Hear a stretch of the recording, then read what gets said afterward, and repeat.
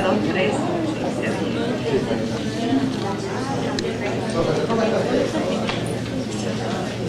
Muy buenas tardes. En nombre de los estudiantes del curso de Personalidad y Literatura Puertorriqueñas, les doy la más cordial bienvenida a este encuentro con la distinguida escritora puertorriqueña, la doctora Rosario Ferré, quien nos honra con su presencia en el recinto de Fajardo de la Universidad Interamericana de Puerto Rico. Un saludo muy especial al doctor Ismael Suárez, nuestro rector, al doctor Rafael Cabrera, decano de estudios, a la decana de estudiantes, señora Hilda Velázquez, a los representantes del honorable Aníbal Menéndez, alcalde de Fajardo, el señor Mariano Casillas, la señora Glenis Otero y Rafael Monge, que nos honra con su presencia. También quiero darle la bienvenida a la doctora Julie Bruce, directora del Departamento de Humanidades, a la doctora Rosario Ferré, quien se encuentra con nosotros desde temprano en esta tarde, a los representantes del Comité de Amigos, señoras Lidia Sánchez y María Teresa Rivera de Robles. También quiero saludar y agradecer su presencia a la señora Rosín Reyes, en representación del Club Cívico de Damas de Fajardo. De verdad que nos sentimos muy contentos con la presencia de todos ustedes, de los miembros de la facultad, de los estudiantes, incluso de muchos de los padres que nos acompañan en esta tarde. La oportunidad es excelente. Dios nos ha permitido tener compartir con la señora Ferré, y también tenemos la presencia, que se me había olvidado, de Harrison, don Cass Harrison, que nunca falla, y doña Ruth, su señora esposa, que también son parte de la comunidad universitaria por su aportación a Fajardo y a nuestra institución. En la mañana de hoy, en la tarde de hoy, estamos reunidos por el interés de los estudiantes del curso de Personalidad Puertorriqueña, que leen obras de nuestros escritores y muy particularmente se interesaron en conocer y compartir con la doctora Ferré. Ellos se dirigieron por carta a ella y le solicitaron su presencia. De hecho, la invitación fue cursada para la Semana de la Lengua, pero le fue a ella imposible por encontrarse fuera de Puerto Rico. Y en el día de hoy, en la tarde de hoy, nos honra con su presencia, así que agradecemos mucho su esfuerzo de haberse trasladado desde San Juan hasta la ciudad caridura, pero estoy segura que vamos a disfrutar este compartir de toda la comunidad con usted. Antes de comenzar los actos, quisiera pedirle a la reverenda Iliana Vargas que se acerque para iniciar con una invocación que es costumbre de nuestra institución.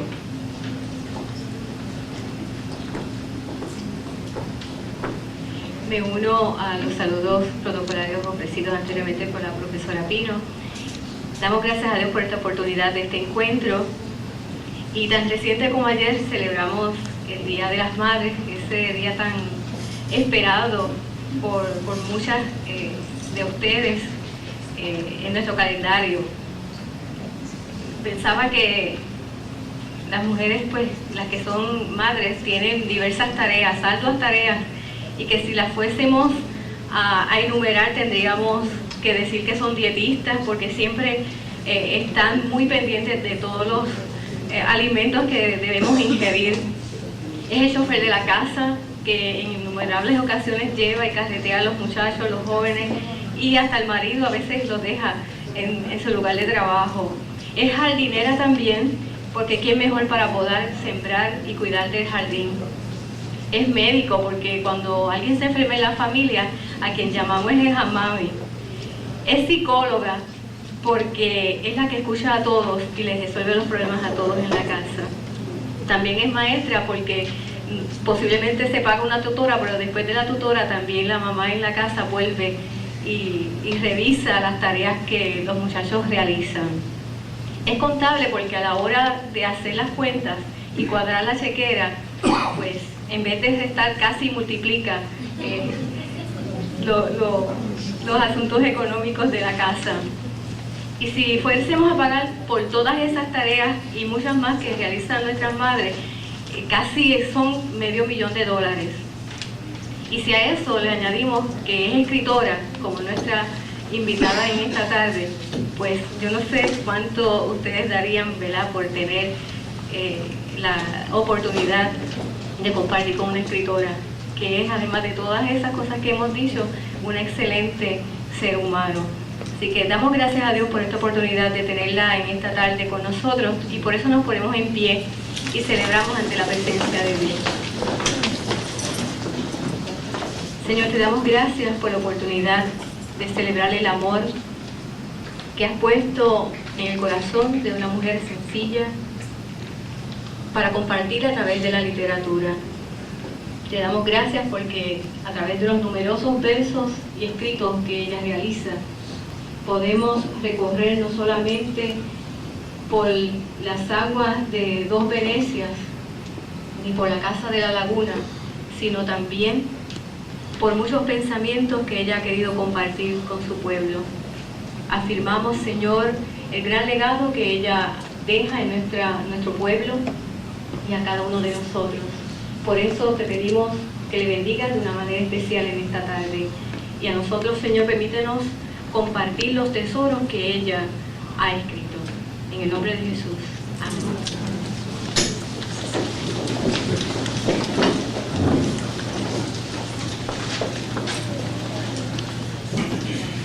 Pasamos de inmediato a escuchar al doctor Suárez con un breve saludo.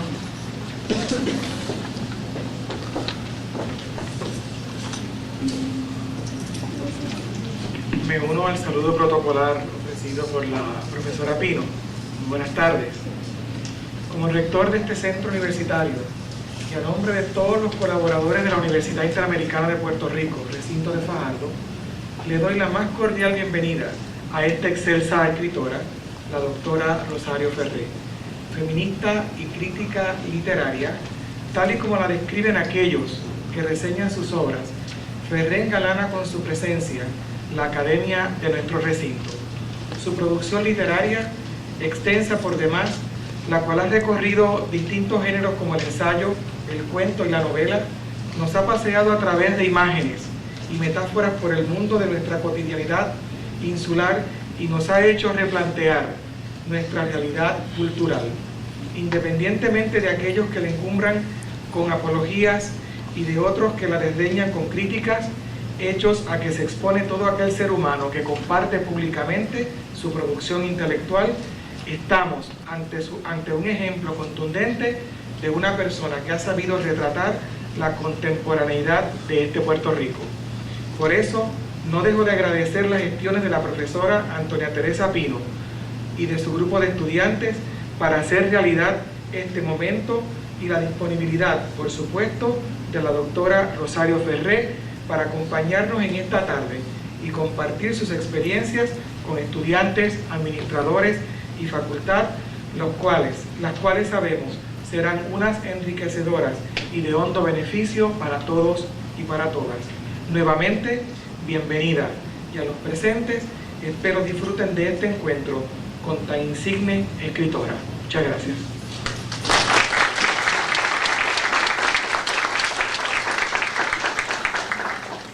Pasaremos ahora a unas brevísimas palabras de nuestra directora de departamento, la doctora Julie Bru.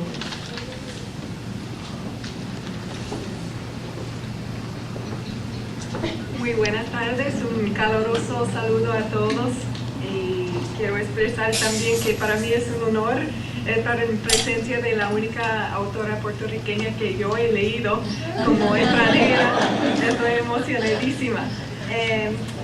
La relación entre lector y autora es una relación muy rara. Nosotros los lectores conocemos a la autora íntimamente por sus obras, pero a la vez no conocemos la persona detrás de la autora. Rara vez que tenemos esta oportunidad y agradecemos mucho que nos dé esta oportunidad. Gracias por venir.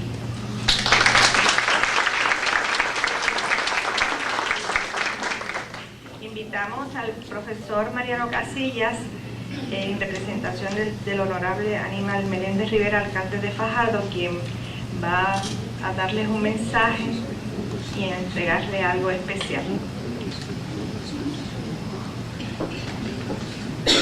Muy buenas tardes, le pido a la señora Glenys Otero que me acompañe. Reciban todos un cordial saludo de parte de nuestro honorable Aníbal Meléndez Rivera, alcalde de la ciudad de Fajardo, y en especial para usted, doctora Rosario Ferrer. Fajardo se tiene que sentir contento, Fajardo tiene que vestirse de gala para recibir a tan insigne escritora. Escritora que con sus libros Papeles de Pandora, Vecinos excéntricos, Las Venecias, en fin, todas esas maravillas que usted ha escrito engalanan a este pueblo de Puerto Rico y embellecen además al pueblo de Fajardo, que tiene a bien recibirle. De parte del honorable Aníbal Meléndez Rivera, quien se ausenta por razones previas, le hacemos entrega de la llave de esta ciudad, que desde este momento debe considerar su ciudad. Muchísimas gracias. Gracias a usted.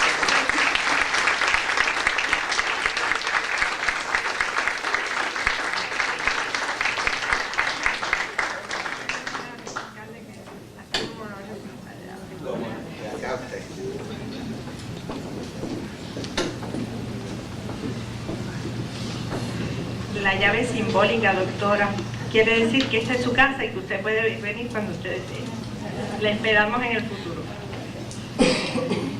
Bien, ahora vamos a pasar a la presentación de la doctora Ferrer, y son 3 estudiantes del grupo de personalidad puertorriqueña quienes van a pasar al frente, van a leer lo que hemos escrito, se van a identificar cada uno de ellos. Hay agua si quieren poner la garganta menos tensa. Ellos son realmente el motor de esta actividad, son las personas que han movido a que esta actividad se haya concretizado. Muy buenas tardes, mi nombre es Yaritza Hernández, Yesenia Meléndez y mi compañero es Antonio. Rosario Ferrer Ramírez de Arellano. Nuestra brillante escritora nació en Ponce hace algún tiempo atrás, hija del ilustre político y filántropo ponceño don Luis A. Ferrer y la distinguida dama mayagüezana doña Lorencita Ramírez de Arellano. Es hermana Rosario Ferrer de Antonio Luis Ferrer, prestigioso hombre de empresas, casada con hijos que la han llenado la vida espiritual del mundo del mucho amor que comparte con sus lectores a través de sus escritos. Rosario Ferrer, lectora voraz, sensible y a la vez rebelde. Cualidades estas que se infieren claramente cuando la conocemos mediante sus producciones literarias. Posee el don de narrar, es una contadora extraordinaria de anécdotas. Definitivamente es útil, porque nos zambulla en su mundo narrativo y nos enriquece haciéndonos vivir las experiencias como si fueran las propias. Magnífica en el uso particular del realismo mágico. Así nos sucede cuando leemos La Muñeca Menor. De pronto nos trasladamos a los funerales de la Mamá Blanca. Ferrer cultiva la poesía, el ensayo y la narrativa. Papeles de Pandora, cuento 1976, Sitio a Eros, ensayo 1980, El Coloquio de las Perlas 1990, Fábulas de la Garza Desangrada, poesía 1982, Maldito Amor, novela relato 1986, Sonatinas 1989, La Casa de la Laguna, novela, Cortázar, El Romántico en su Observatorio 1990, Las Dos Venecias 1992, La Batalla de las Vírgenes 1993, Extravagant Neighborhood, escrita en inglés y en español. Nosotros en clase hemos leído La Cocina de la Escritura, de un ensayo, La Muñeca Menor, cuando las mujeres quieren a los hombres, y La Cucarachita Maquina. Al leer estos cuentos nos percatamos que la escritora ha construido la vida de la mujer dentro de la cultura de los sectores burgueses del Caribe hispánico y de la América Latina, en toda su paradójica opresión. En 1970 fundó la revista Zona de Cáliz de Escala con la colaboración de varios escritores. Esta revista duró hasta 1972. Nos llama la atención su sinceridad y la técnica de contar relatos y anécdotas que nos enamoran. Y ahora con usted la doctora Rosario Ferrer.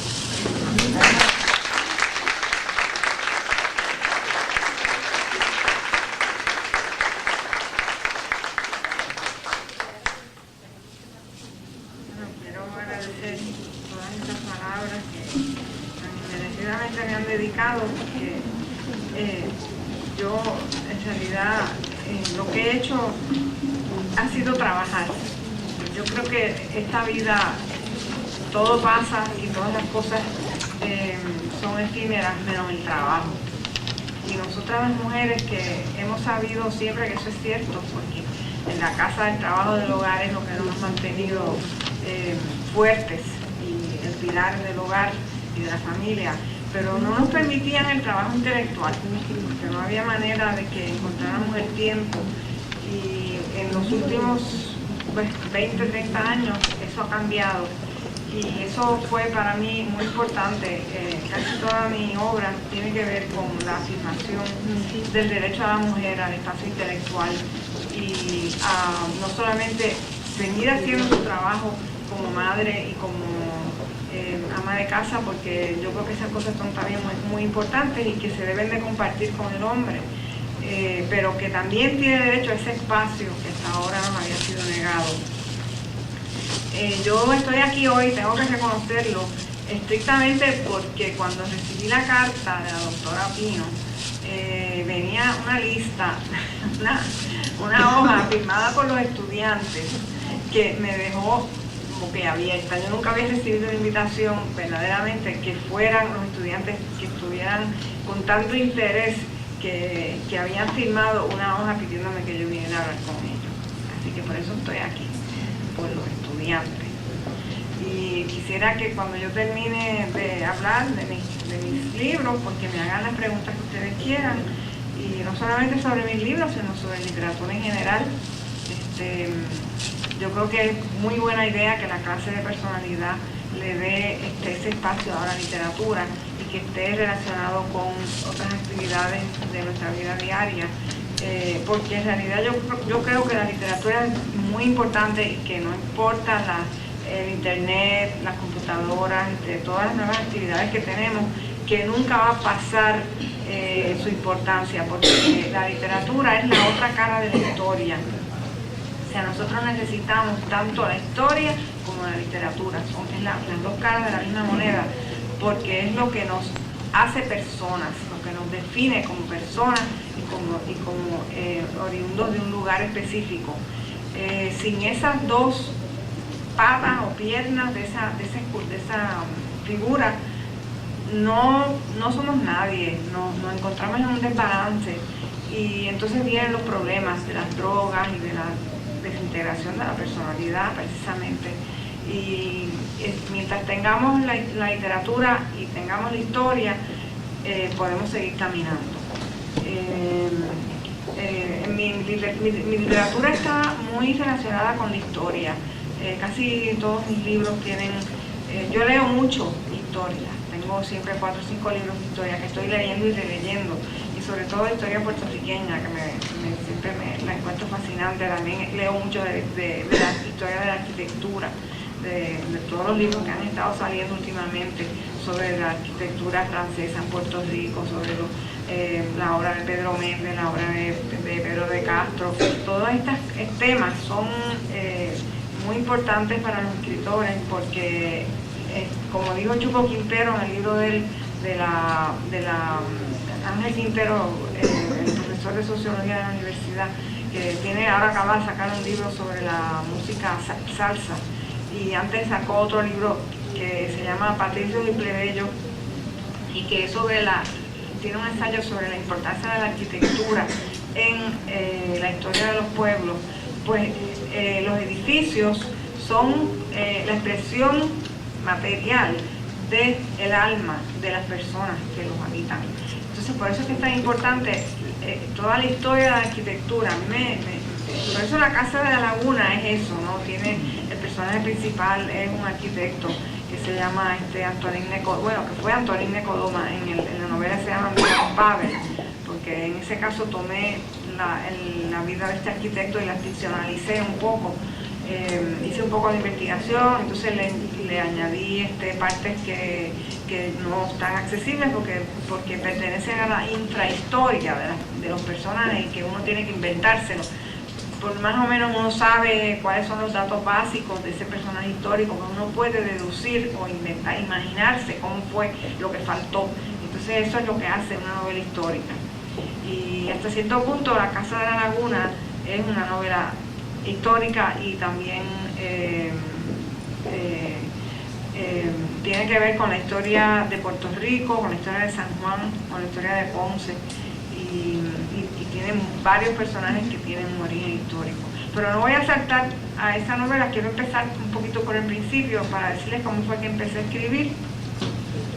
Yo empecé a escribir a los 15 años para un periódico que se llamaba El Día en Ponce, que tenía mi papá en esa época y que lo había comprado en quiebra, y para que no lo cerraran, porque mi papá decía que un pueblo que no tiene periódico no tiene alma.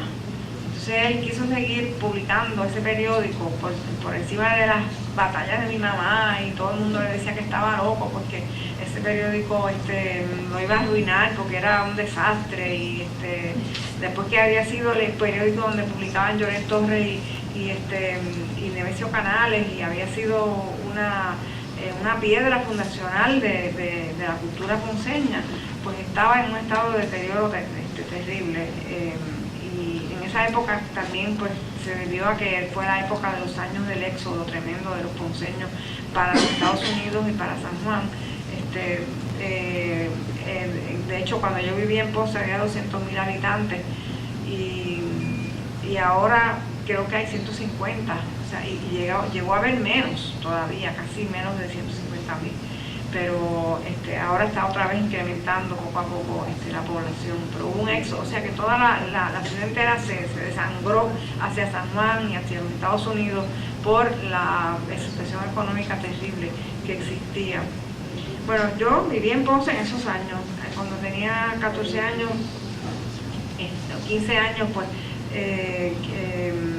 estaba ya estudiando en Estados Unidos, me mandaron a estudiar en los Estados Unidos cuando tenía 13.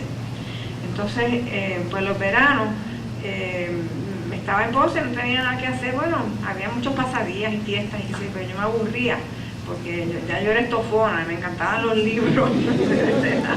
Entonces dije, bueno, pues voy a ver si escribo para el periódico.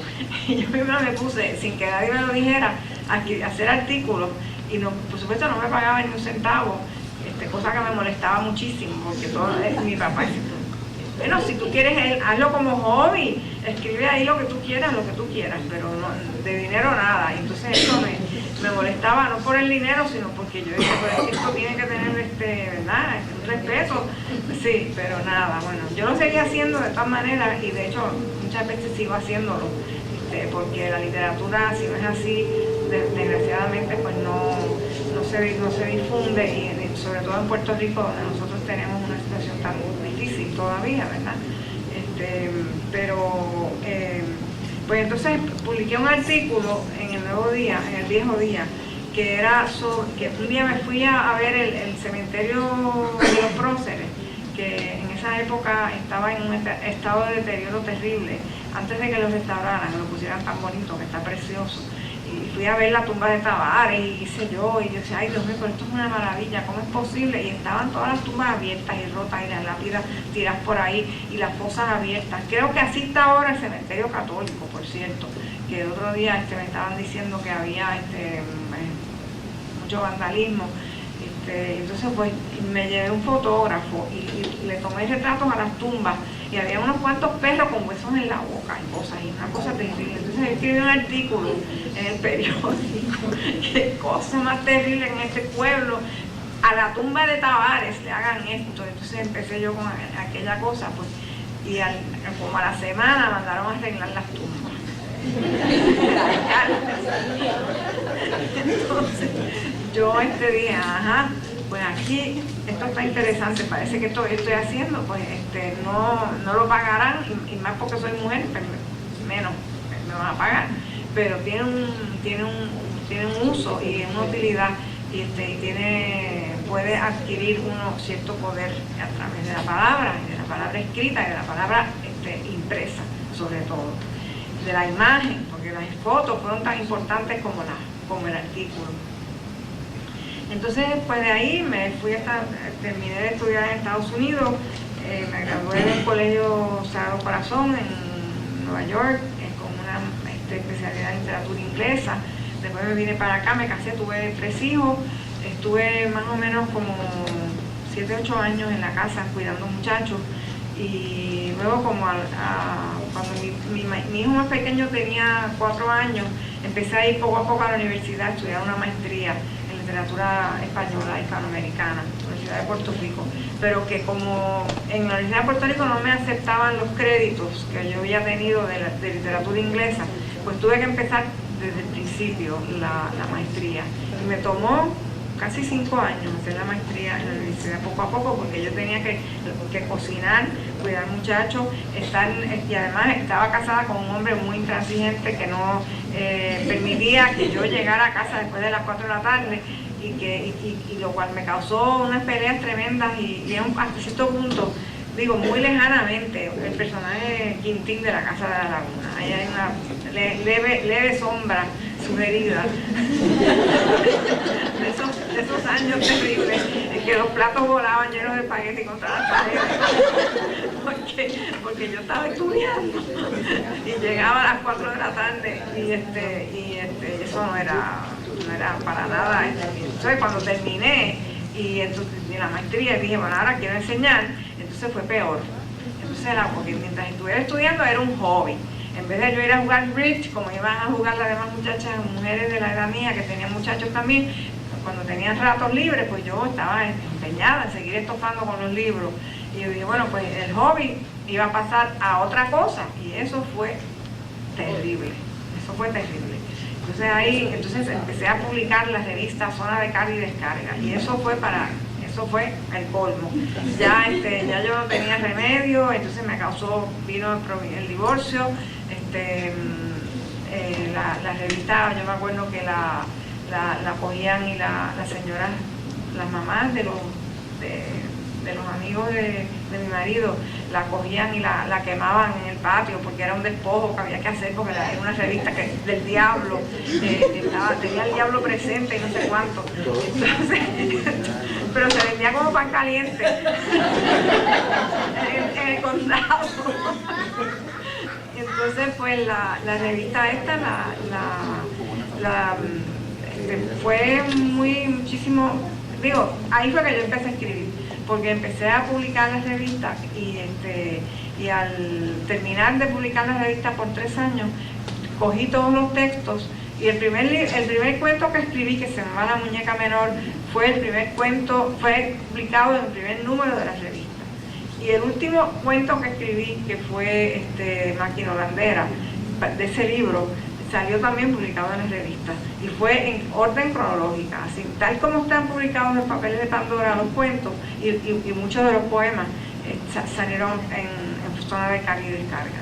Entonces cuando terminó la revista, que ya no se siguió publicando, pues los cogí y los uní todos, hice un libro, y salió publicado en México en el 76.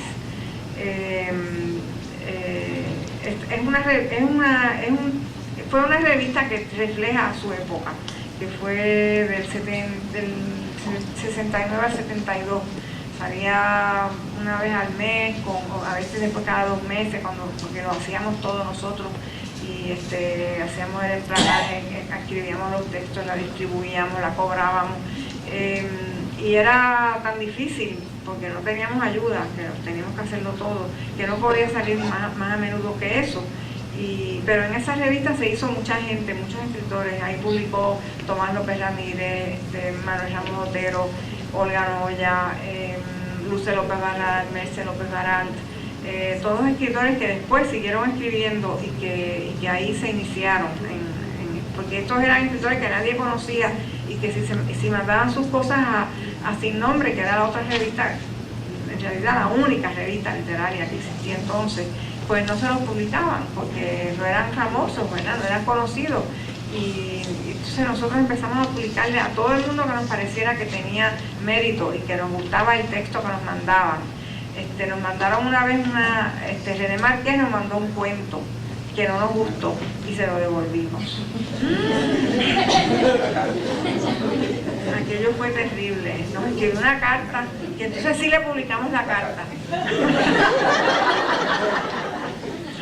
Una carta que nos ponía de vuelta y media, porque decía que éramos unas mujeres que no sabíamos lo que teníamos entre manos, que teníamos que quedarnos cocinando en la cocina y que no nos metiéramos en lo que no nos importaba, que nosotros no teníamos que estar metidas a literatas, qué sé yo. Y entonces la carta pues, fue famosa, y por cierto está ahí, creo que fue en el tercer número de Zona de Carga y Descarga, que está esa carta de René Marqués.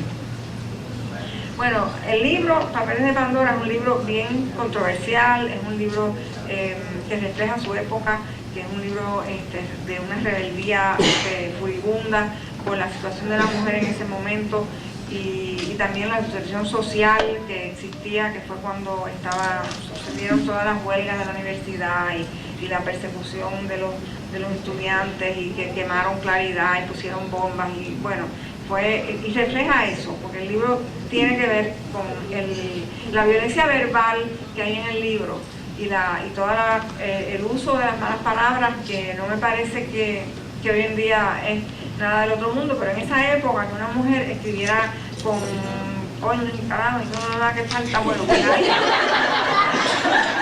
eso era como haber puesto bombas y toda la gente estaba histérica con el libro. Y entonces yo se lo di a mi papá a leer, y mi papá me dijo, bueno, me gustó mucho, pero lo tenías que haber mandado al dry clean primero. Pero él se lo leyó y le gustó, porque él siempre ha sido una persona que ha tenido una mente sumamente amplia.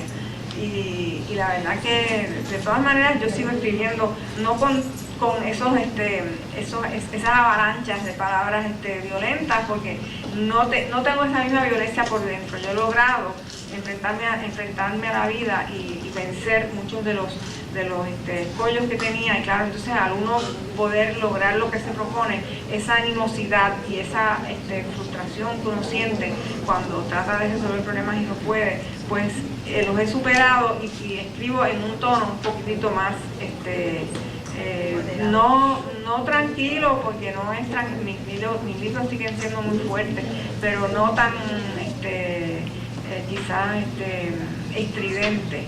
Yo creo que la estridencia, que era un elemento estilístico de esta época, y que está también en la guaracha de Macho Camacho, es una cosa que ya nosotros hemos superado, y las mujeres sobre todo ya podemos escribir con una seguridad en nosotras mismas mucho mayor, y no necesitamos ese tipo de lío para que nos hagan caso.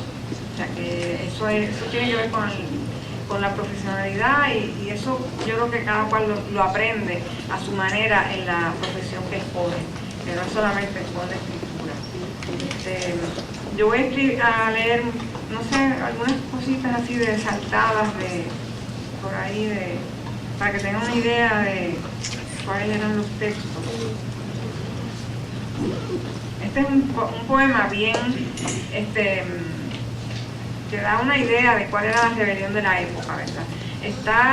Se llama Eva María, y se llama así porque es Eva la primera mujer, y María la última mujer, o sea, la Virgen María, ¿no? La última mujer que vive en la tierra antes de que Cristo viniera a la tierra a redimirnos.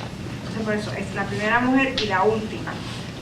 Que son mujeres pecadoras, como quien dice, Eva María, porque después de ahí en adelante, al venir Cristo al mundo, pues Cristo hizo posible la redención de todos nosotros, ¿no? De las mujeres y de los hombres. Entonces dice, desnuda germinaba hojas por mi cuerpo de paraíso, sabia cuando tú inocente, la manzana gustada ya en mi mano, me acerqué y te la ofrecí, pero para después yo misma estrangularla. Oh Padre, oh Patria, oh tierra del Padre, Eva Fortunata Amaranta María, cuerpo jardín sellado, cuerpo huerto prometido. Mi madre, tu madre sentada en el centro de la tierra, enmadejando lo que tú desenmadejas con los hilos de tu carne. Por eso parturienta con gusto partida, por eso cabeza de niño y grito entre las piernas, por eso del paraíso salida, para entrar con los ojos abiertos por las puertas del infierno. No lo voy a leer todo porque es muy largo, pero tiene ese ese tono de la época de la afirmación en contra de los problemas y las cosas que nos encontrábamos antes. Bueno, pues todavía nos encontramos, pero que en ese momento teníamos un sentido de furia que ya hoy en día, como hemos logrado, no todo, pero parte de las cosas que necesitamos lograr, pues no tenemos que usar ese tono estridente. Bueno, de Papeles de Pandora, entonces el segundo libro fue Sitio a Eros, que fue un libro de ensayo feminista y que era sobre distintas mujeres escritoras, distintas pintoras, Frida Kahlo, Sylvia Plath y George Sand, y más bien eran como biografías, como resúmenes de biografías, y yo lo escribí pensando en mi hija, porque quería darle a ella la sensación de la esperanza, y era como mujeres que habían luchado, habían tenido vidas terribles y que a pesar de todos los escollos que se habían enfrentado habían tenido éxito en sus vidas como pintoras o como, a pesar, con unos sacrificios tremendos, por supuesto, como Frida Kahlo y todas estas otras mujeres que tuvieron vidas trágicas, o Sylvia Plath, que se suicidó, pero no todas se suicidaban, ¿verdad? Otras tenían éxito y salían adelante. Entonces de ahí, pues después de ahí pasé a escribir Fábulas de la Garza Desangrada, que fue un libro de poemas, de poesía erótica, que desgraciadamente no está aquí, así que no puedo referirme a él. Después de ahí entonces salió Sonatinas, que fue una recopilación de cuentos, de relatos de niños folclóricos, algunos y otros inventados, está mezclado, que yo cogí y los había escuchado de relación oral, porque aunque otras personas los hablan, María Cadilla de Martínez, o creo que también tú estabas diciendo que los tenía, ¿quién? Tere Márquez, también, algunos de los cuentos de Juan Bosch, pero eso pues es lo que hacía Perrault o los Hans Christian Andersen, ¿no? Todos esos cuentos tienen una base folclórica, entonces los escritores los cogen y los reescriben de una manera un poco diferente, dándole más actualidad, un estilo más moderno, y eso fue lo que yo hice con estos cuentos. Aquí, por ejemplo, los cuentos de Juan Bosch son de mis preferidos, que por cierto están agotados. Este libro está agotado y los de Juan Bosch nunca pero los de Juan Bosch son unos cuentos preferidos, de los cuentos preferidos de los puertorriqueños, y yo me pregunto por qué. Y es que yo creo que el personaje de Juan Bosch, que es el personaje, el jíbaro, que supuestamente es bobo, ¿verdad? No tiene nada de bobo. Y esa es un abusado, exacto. No solamente listo, sino que tiene en el fondo la razón. Lo que pasa es que tiene que ser abusado y listo para lograr que la sociedad les reconozca que él tiene la razón en lo que él está proponiendo. Y en todos estos cuentos hay un conflicto de él con la sociedad, son cuentos de conflicto social. Por ejemplo, Juan Bosch y las señoritas de Manto Prieto, él se enfrenta al juez y termina dándole un puñetazo al juez. Ese es un cuento en el que Juan Bosch estaba vendiendo melao en la calle, y entonces vienen las moscas son las señoritas de Manto Prieto, y empiezan a darle vueltas, y entonces él trata de empezar a agarrar las moscas y no puede, y en una de esas pues se resbala y se le derrama el candungo de melao. Está vendiendo melao como refresco a la gente que pasa, y entonces viene la gente y se cae, y entonces lo meten a la cárcel, lo llevan donde el juez, porque él ha causado que la gente se caiga en medio de la calle con el melao derramado. Y entonces él ha dicho que las señoritas del Manto Prieto lo han estado molestando, porque la culpa no es de él, la culpa es de las moscas que lo estaban molestando, y entonces él, tratando de espantar las moscas, se cayó y se le derramó su melao. Entonces en ese momento el juez le dice: como tú no me vuelvas a decir eso y me vayas a decir algo de las señoritas del Manto Prieto, la próxima vez cógelas y le metes un puñetazo. para que no me vengas, para que no te quejes más. Entonces en ese momento viene una mosca y se le para en la nariz al juez. Y suelta un puñetazo y le mete un puñetazo en la nariz al juez. Entonces el juez no puede hacer nada porque él acaba de decir en ese instante.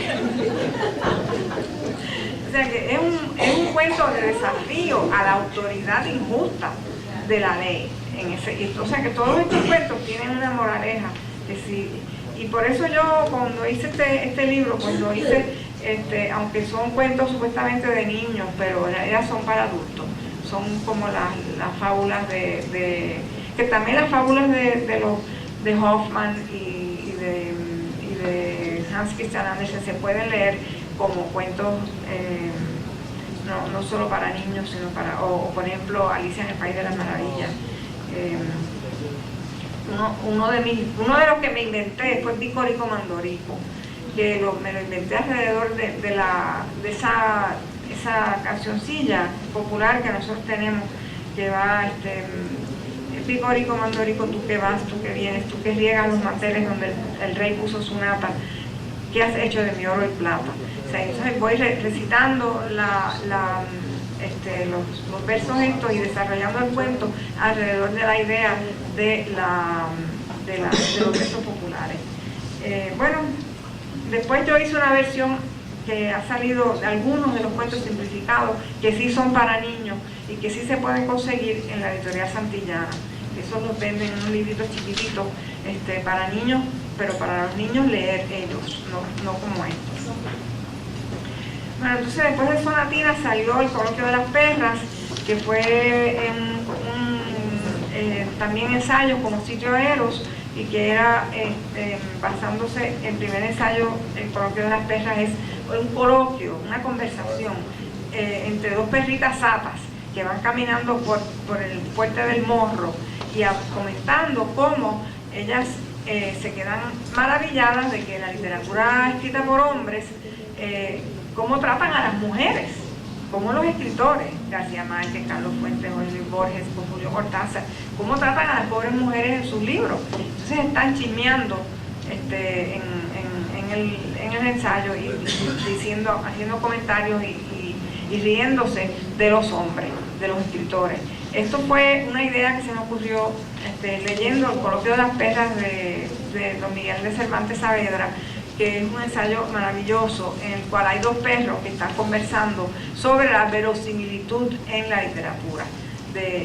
La verosimilitud quiere decir, cuando uno escribe, hay que escribir de una manera que el lector te crea lo que está leyendo, porque si es y la verosimilitud no tiene que ver con que uno está escribiendo de los Remedios de la Bella que sale volando y bueno, uno no tiene que creer eso, ¿verdad? Eso no es necesario, pero convence, porque está tan bien escrito artísticamente que uno se lo cree. O sea, cuando uno lo está leyendo, el escritor agarra a uno, el texto agarra a uno de tal manera que uno suspende, the suspension of disbelief, como dicen, uno suspende el descreimiento y cree en ese momento que lo que está leyendo es absolutamente cierto. Y eso es lo que es la verosimilitud en la literatura. Entonces, ese problema que es bien interesante, y también el juego entre realidad y ficción que trata Cervantes en Don Quijote de la Mancha, pues ese es el tema del Coloquio de las Perras. Entonces yo dije, yo voy a coger esto y voy a hacer lo mismo, pero con las mujeres. O sea, jugando con la idea de las mujeres, hablándose unas de dos escritoras, dos perritas, que son, porque también en el libro, en el cuento de Cortázar, los dos perros son escritores, son perros escritores, Fragancia y Cipión se llaman. Entonces aquí se llaman Franca y Fina. Franca es perra sata y Fina es perra de raza. Entonces están hablando mutuamente una con otra y discutiendo el asunto de qué cosa más increíble, como los hombres de la crueldad muchas veces sadomasoquista y el abuso que se comete muchas veces contra las pobres mujeres, como por ejemplo en Rayuela de Julio Cortázar, donde la maga es un personaje, porque todo en esa época ya eso se ha superado, pero en el boom muchos de los escritores veían a las mujeres como especies de, no sé, que podían las mujeres ser sacrificadas, porque las mujeres eran, también el mismo lo hace Octavio Paz, la mujer es el ara donde se hace el sacrificio, donde se saca el corazón para que el amor,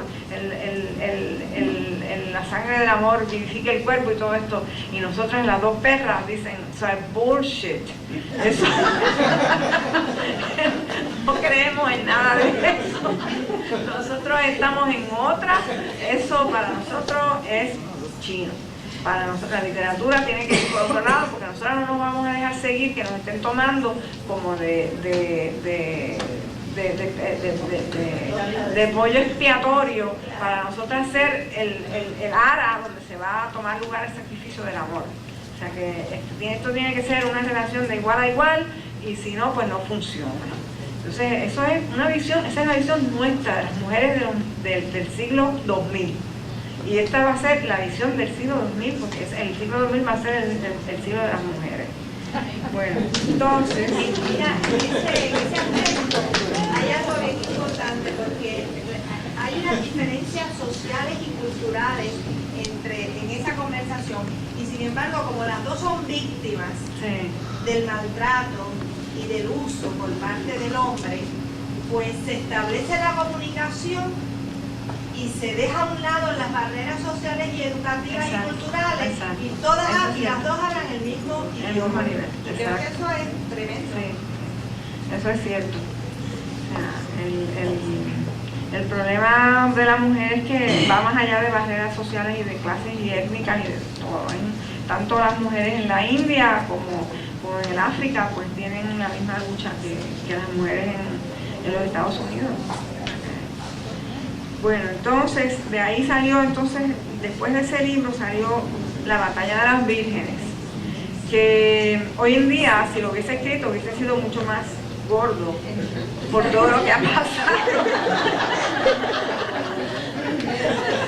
En esa época, fue un librito que no, ¿verdad? Pues no había pasado todo lo que ha pasado ahora. Ahora hasta van a hacer una estatua de la Virgen que es más grande que la Estatua de la Libertad, y que creo que va a tener un restaurante en la cabeza y toda la cosa, vendiendo cosas allí de la Virgen del Pozo. Y yo soy defensora de la Virgen del Pozo. Esto es una defensa de la Virgen del Pozo, pero no de la comercialización de la Virgen del Pozo.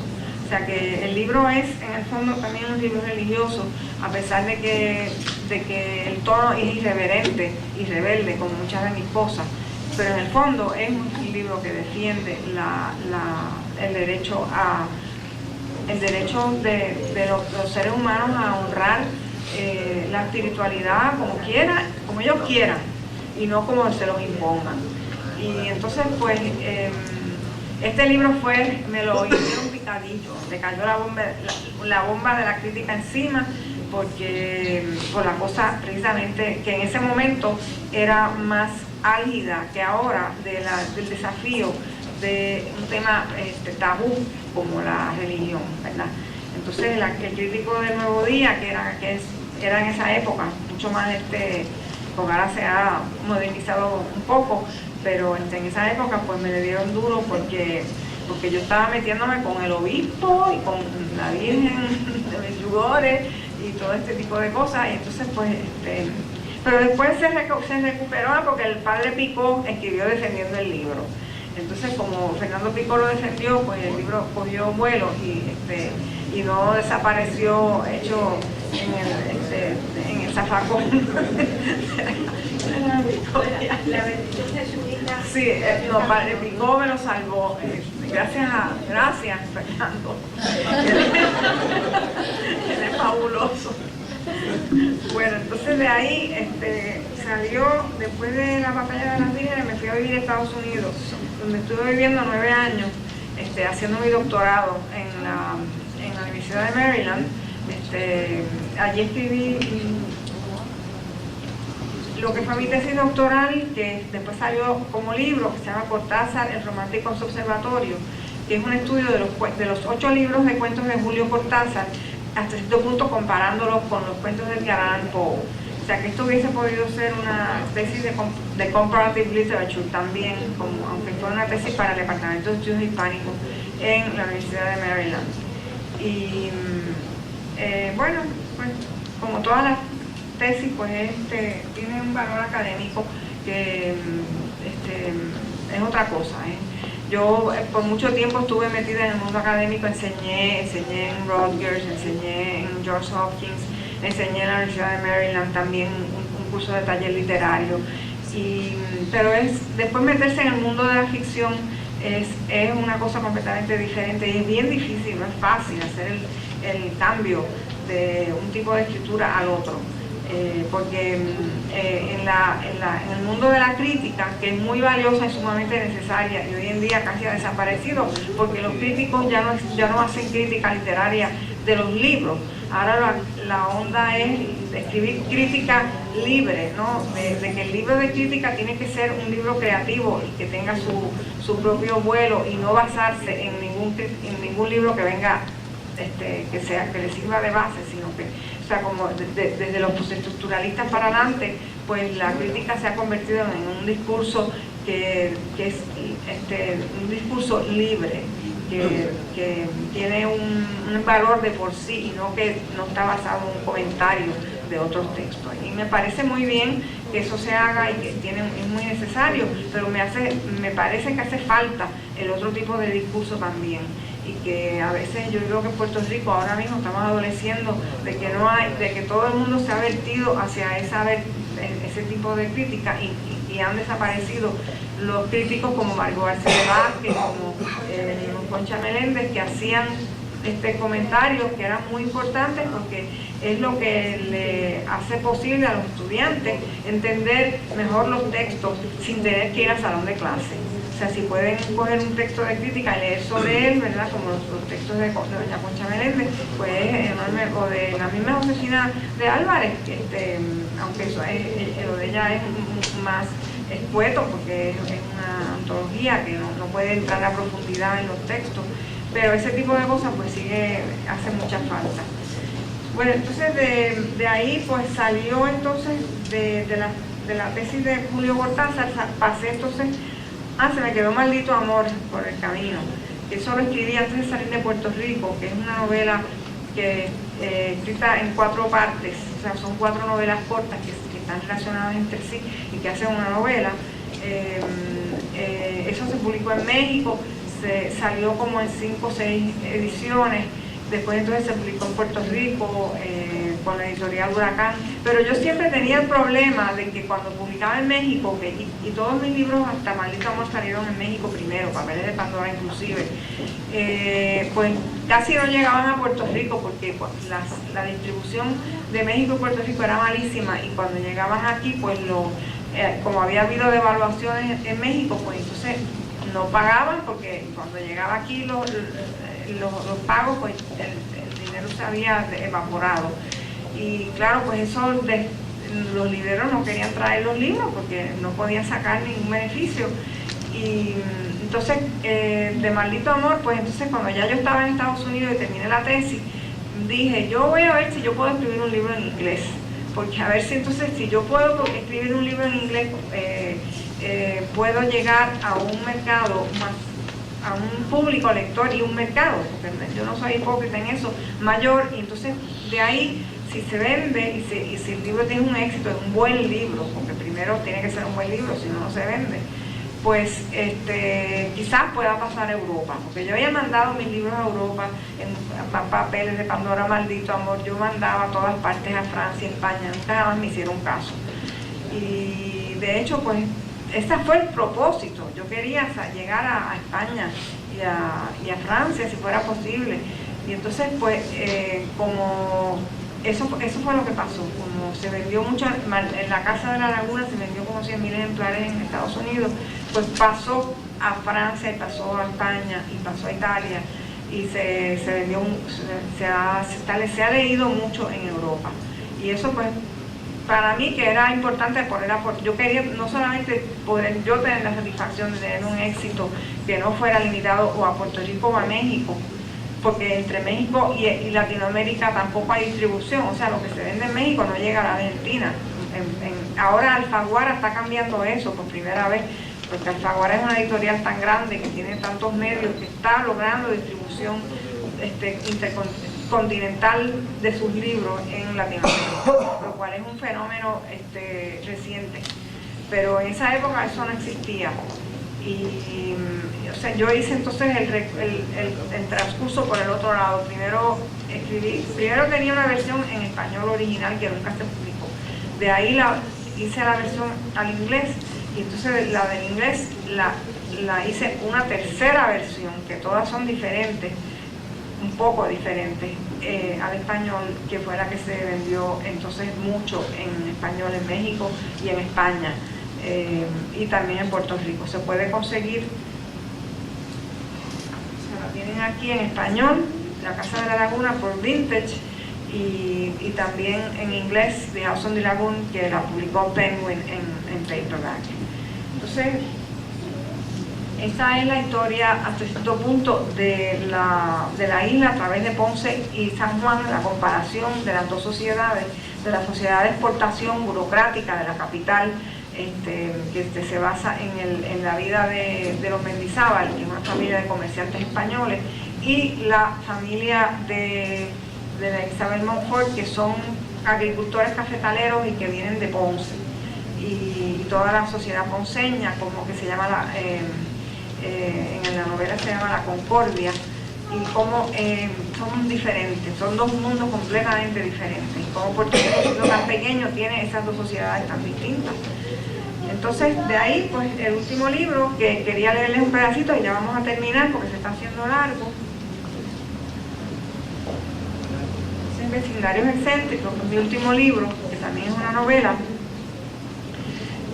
Salió publicado primero también en inglés, con Vintage, y luego ahora salió en español con Vintage en Puerto Rico y en México con esta editorial Planeta, que se estaba vendiendo en la Feria del Libro en Guadalajara cuando fui para allá. Les voy a leer un pedacito para que tengan una idea. Abuelo Álvaro era alto y muy bien parecido. Parecía un jeque árabe, con su amor por los caballos de paso fino, sus campos cuidadosamente cultivados y su casa que se figuraba un harén, con abuela Valeria, Clarisa y mis 4 tías rondando a su alrededor como si fueran perdices. Estaba muy orgulloso de sus cañaverales. El azúcar, le decía muy sonreído a sus hijos, fue un obsequio que nos hicieron los árabes que trajeron a Europa los primeros retoños de la lejana Malasia. Durante mucho tiempo fue un lujo tan exótico como el almizcle o las perlas, pero como los moros eran tan dulceros como ustedes, pronto se hicieron agricultores expertos.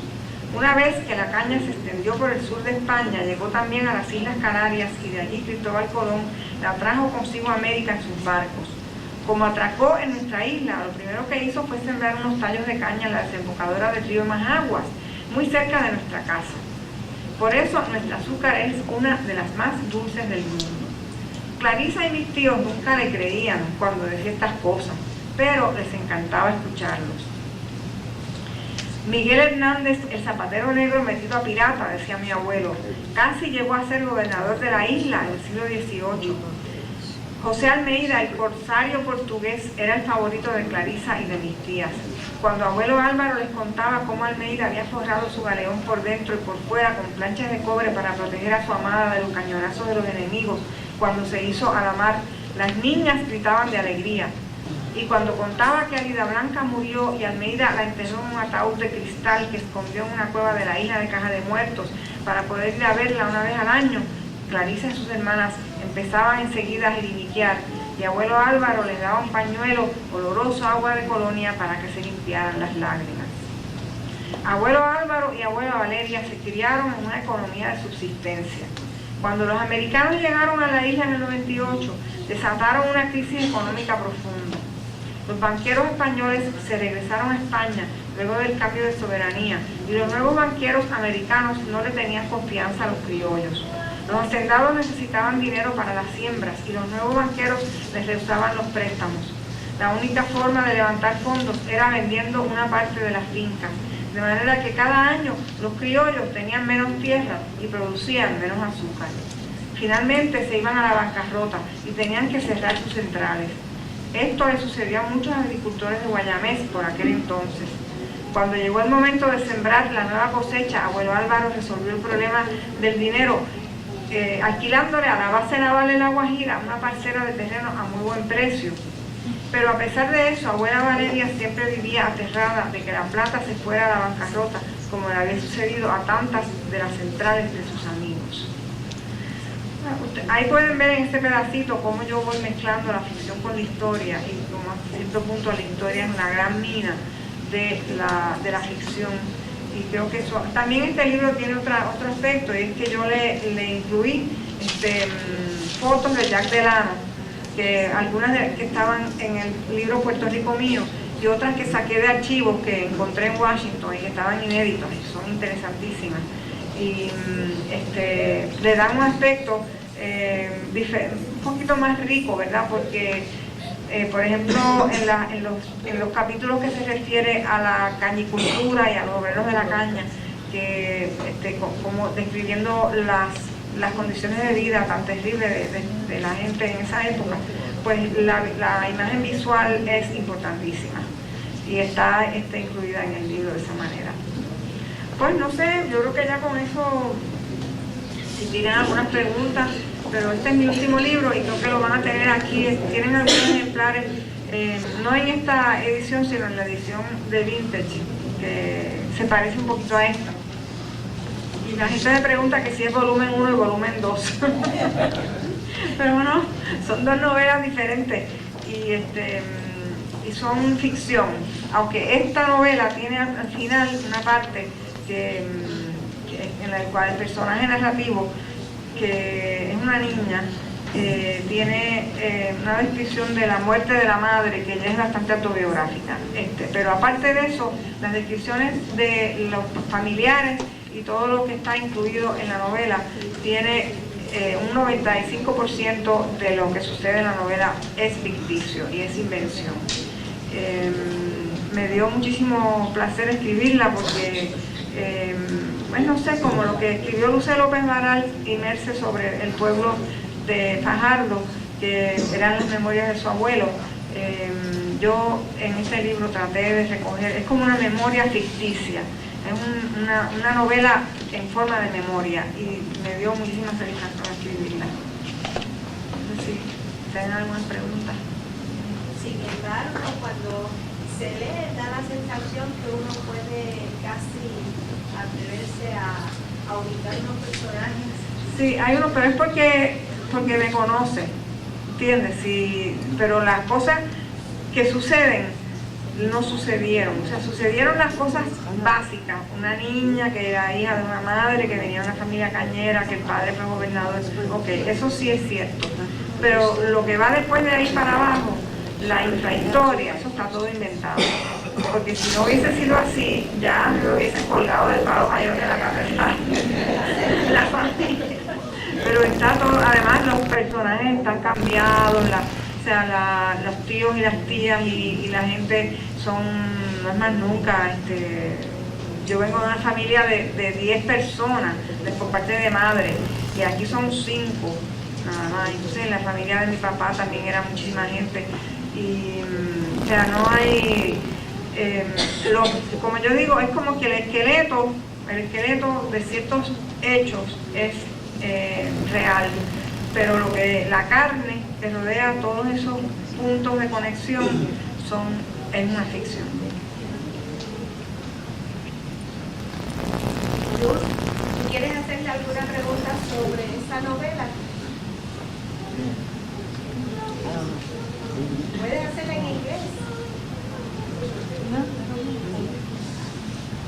In English. Yeah, sure, go ahead.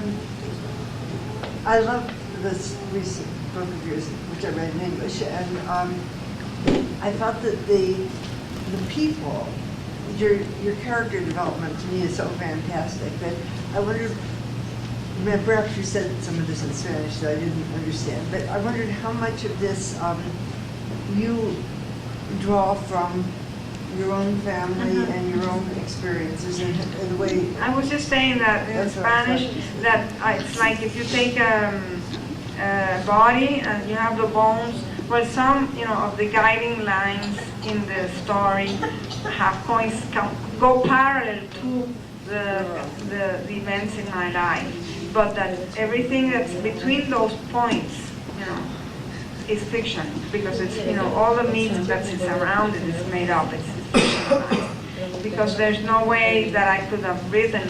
I don't even know what happened in the life of these people. I can't know their intimacies, their inner dramas, what happened to them, and it's nobody knows, because privacy is very important. So what I did was I simply invented around certain events, which are really very schematic in the story. The fact that the little girl was the daughter of her mother came from the sugar cane, and the father was an industrialist. Those two main points probably are the basic, and the father became governor eventually. Those points are basic to the story, but apart from that, everything else is fictionalized. De la violencia inicial de Papeles de Pandora, y pienso en un cuento como El collar de Camándulas, ¿no? Sí. Que se mina a la familia desde el fonqué. Pienso, ¿cuáles serían entonces para usted las coordenadas de la nueva escritura femenina, digamos, para el 2000? Si esa violencia inicial, en el caso suyo o en el caso de otras escritoras, va pasando, ¿cuáles serían las características, si se pudieran quizás presagiar, de esa nueva escritura femenina, distintivamente femenina? La violencia ha pasado, pero no la protesta. Y la protesta por unas desigualdades y unas injusticias que todavía están ahí. Todo este libro es un ataque, yo creo que todavía más terrible, precisamente porque no tiene violencia. Está hecho de una manera muy sutil de las injusticias que se cometen contra las mujeres en la familia y de las diferencias de trato. Y yo creo que lo que va a suceder es que va a seguir, las mujeres van a poder poco a poco seguir ocupando el espacio que les toca, que poco a poco lo están haciendo, pero que no se ha logrado todavía, y además tiene que ir más allá, porque tienen que lograr no solamente eso, sino cuando se logre ocupar ese espacio, un entendimiento de igual a igual con el hombre, que todavía no, es que es casi imposible, porque es que las mentalidades son tan diferentes, que es tan difícil lograr ese diálogo y esa comprensión, que eso todavía, y las mujeres están, yo creo que, y los hombres están llegando a eso también, porque no sé si han leído el libro de la patología, que escribió este muchacho que se había metido a sacerdote, que después está buenísimo, una novela que publicó Planeta también. Ese tipo de novela también está llegando, como que acercándose a ese entendimiento entre la mentalidad femenina y la masculina, creo. La pregunto si a Rosarito Ferrer le han colgado el San Benito de ser nacionalista, porque cuando estaba publicando de la revista de Carga y Descarga, estaba yo estudiando en Río Piedras, y don Francisco Manrique Cabrera era uno de los que participaba en la publicación de esa revista, y los acusaban de nacionalistas, de separatistas y de independentistas y no sé qué cuándo. Esa revista no es revista anarquista. Anarquista. Eso era. Claro, porque don Francisco Cabrera era un anarquista empedernido. Pero era mi maestro, a quien yo recuerdo toda mi Y vida. además los héroes son necesarios. Eso es lo que decía Manrique Cabrera, que los héroes siempre son necesarios. Y es verdad que Albizu fue bien controversial, y toda la mezcla de la cuestión religiosa con la cuestión política, yo creo que no, pero sin embargo cuando él estuvo tentado y no lo hizo, de unirse del movimiento nacionalista con el movimiento de las huelgas y de la lucha por el derecho a la igualdad en los derechos de los obreros de la caña, de las huelgas de la caña de los años 30, ahí fue que él cogió mucho impulso y hubiera podido coger más, pero entonces a última hora como se arrepintió y le dio más importancia a la cuestión de la soberanía por medios violentos, que fue lo que dijo Frantz Fanon después, ¿verdad? Exactamente lo mismo que había dicho don Pedro en esos años. Pero yo creo que, como quiera, don Pedro Albizu Campos es una figura que hay que respetarla. Y nosotros lo pusimos en uno de los ejemplares de zona, y yo no me arrepiento. Yo creo que los héroes son necesarios, y los pusimos en la página central de la revista. Yo quería hacerle una pregunta. Según lo que usted nos ha comentado, la han criticado mucho por algunas de sus obras. ¿Cómo eso la ha ayudado o la ha afectado en su escritura? ¿Cómo la ha ayudado a escribir o le ha afectado? ¿Qué sentimiento tiene de acuerdo a esas críticas? Es difícil, uno a veces uno quisiera no volver a escribir más. Yo he pasado por esos momentos, yo creo que a todos los escritores les pasa lo mismo, pero después en realidad, mira, la escritura es como todo, no tiene que ver con el mundo de fuera, tiene que ver con lo que está dentro. ¿Sabes? Uno es el que tiene que sacarlo, y si lo está haciendo es porque lo tiene que hacer. Desgraciadamente. ¿Qué recomendación le daría a la gente joven, a los muchachos jóvenes que tienen inquietudes? ¿Qué recomendación le daría a usted? Bueno, que escriban para los periódicos, que busquen mandar ahora va a haber un concurso de cuentos muy importante en el Nuevo Día, mandar ejemplares de sus obras, y tratar de fundar revistas aquí en los pueblos donde estamos, en la universidad, y colaborar con ese tipo de cosas, porque a veces el hambre viene comiendo, como dice el dicho, comer y rascar, todo es cuestión de empezar. Para no decir la palabra. Eso se asocia mucho con eso de los real maravillosos. Ahora, ¿cuán cercano y cómoda se siente con la literatura posmoderna? Yo no creo... Sí, yo por lo menos no tengo mucho con el posmodernismo, pero está tan en boga. Y mucha gente ha hecho de su lanza de lucha. ¿Cómo usted ve? Bueno, yo primero, lo del realismo mágico, cada vez que me dicen que yo me parezco a García Márquez, se me paran todos los pelos de punta. Y me da un escalofrío, porque yo no veo que en realidad haya mucha relación. Yo tengo 2 o 3 cuentos que tienen que ver con el realismo mágico, como La muñeca menor, o como El regalo, que es el cuento de un mangó en una escuela, que es un cuento también de un real maravilloso. Pero en estas otras novelas, en realidad, en La casa de la laguna quizás hay una cosita, hay una sombra de mágica, pero yo no creo que mi obra es una obra que tenga que ver con un real maravilloso. Ahora, lo posmoderno, yo creo que hay cosas buenas y hay cosas malas, como todo, ¿sabes?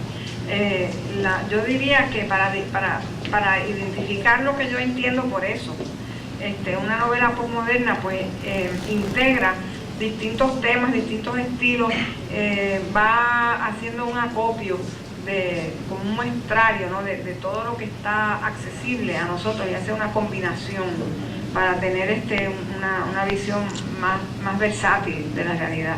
Y eso me parece que es válido cuando está bien hecho, ¿sabes? Que hay cosas muy buenas, que yo diría que Rodríguez Julia es un escritor posmoderno y es excelente, pero creo que tiene, ¿sabes? Que tiene que saberse hacer muy bien, porque puede llegar a ser aburrido si se repite, ¿sabes? Porque no tiene quizás el valor de la anécdota. Es como en las sinfonías que no tienen melodía, ¿entiendes? Que más bien la muestrario de los ritmos, y que todos se lo pasan a uno como por una una cosa rápida y una cosa bien barroca, pero la melodía es importantísima, porque si no uno llega, después que si la novela tiene 400 páginas, pues a la página 200 uno ya se le cae el libro de las manos porque se aburre. Entonces tiene que tener el desarrollo de la anécdota como la melodía en la novela y hacer el desarrollo de la anécdota, inventarse esa concatenación de eventos y de motivos, de motivaciones psicológicas entre un personaje y el otro, es lo más difícil de todo. Eso es más difícil que todas las descripciones, que todos los dramas, cada drama personal psicológico. Escribir un cuento sobre un drama psicológico, un personaje que tiene un drama psicológico, es fácil. Lo que es difícil es coger 20 personajes y hacer ese desarrollo en una estructura que se va metiendo unas con otras. ¿Sí? Eso es lo que es lo más difícil de todo. Y yo creo que aquí eso lo ha hecho Laguerre en sus novelas.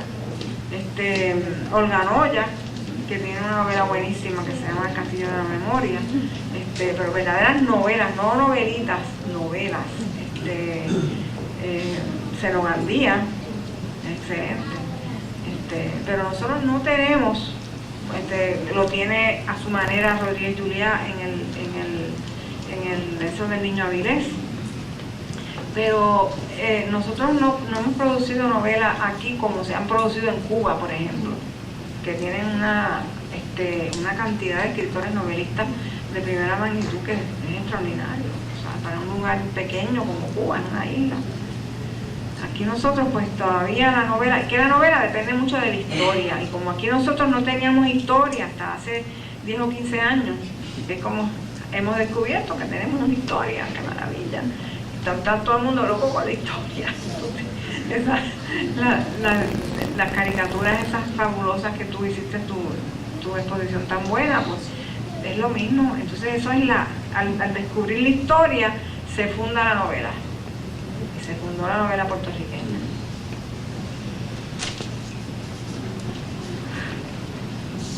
Yo tengo otra inquietud con una presentación que usted hizo en la Central de Bayamón durante la semana de la puertorriqueña, y es con el uso del diminutivo. Sí.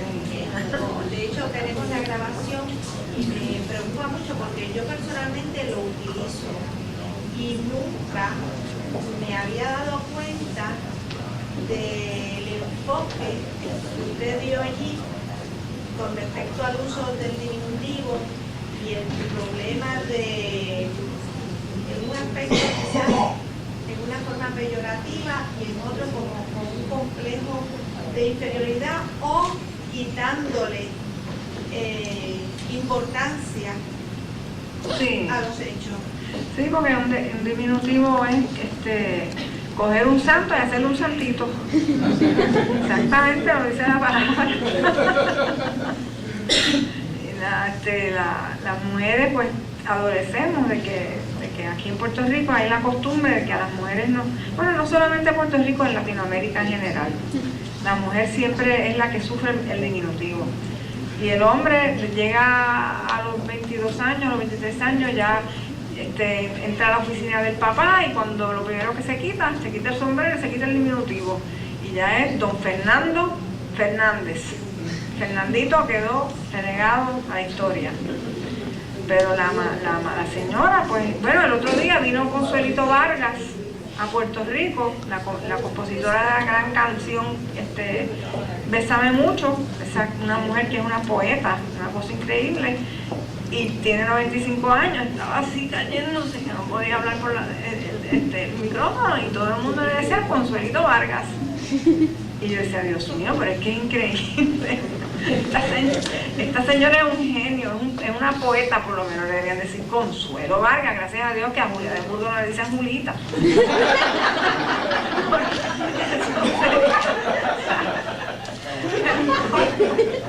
O sea, Consuelo Vargas, pues Consuelito Vargas.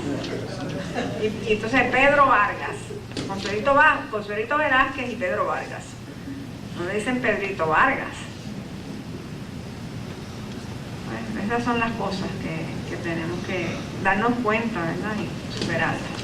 Bueno, pues muchísimas gracias. Ha sido un gusto estar con ustedes aquí esta tarde. Muchas gracias por la llave de Fajardo también. ¿Saben que me estaba acordando?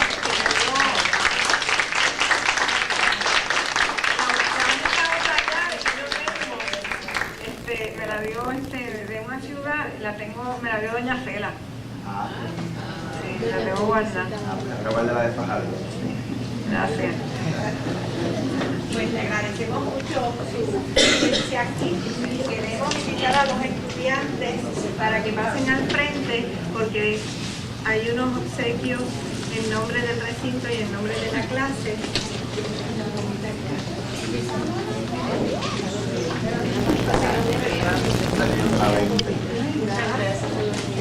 Es que tiene que haber balance porque ella es feminista y tenemos que balancear el...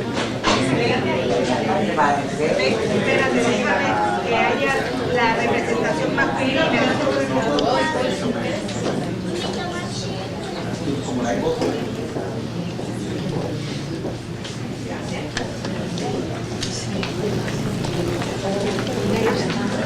Definitivamente hemos pasado una tarde muy agradable con la doctora Rosario Ferrer y esperamos que vuelva a nuestro recinto en un futuro muy cercano porque esta clase, doctora, se repite todos los semestres.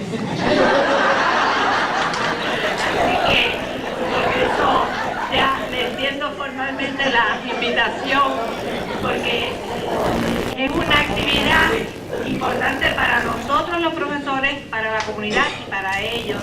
A la vez que se lee algo que se ha podido tener el privilegio de conocer a los autores, pues ya cobra una dimensión totalmente diferente, ¿verdad? Así que yo de verdad le agradezco mucho y me alegro extraordinariamente haber utilizado la técnica de que los estudiantes firmaran la carta porque resultó y estamos muy agradecidos porque la experiencia ha sido enriquecedora para todos nosotros y esperamos que todos hayan disfrutado. Si el señor decano quiere decir algunas palabras de cierre, ¿cómo no?